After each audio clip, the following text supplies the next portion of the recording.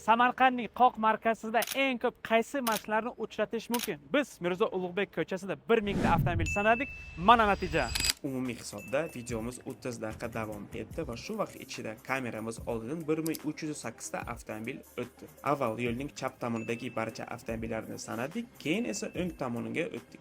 Shu orqali statistikani imkon qadar aniq qilishga harakat qildik. Barcha hisob-kitoblarni daftarimizga yozib bordik. Hozir esa natijalarni ekranda ko'rib turibsiz.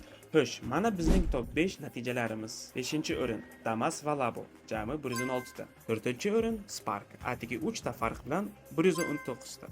Rostini aytsam, Spark shunchalik ko'p chiqishini o'zim ham kutmagan edim. 3-o'rin Nexia. Men Nexianing barcha avlodlarini 1, 2 va 3 avlodlarini biriga hisobladim.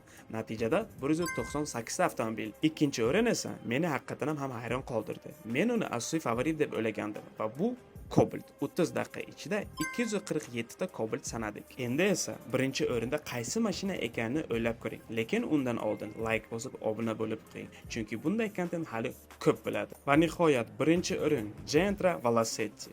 Butun 258 ta avtomobil. Rostini aytsam, bunday natijani o'zim ham kutmagandim.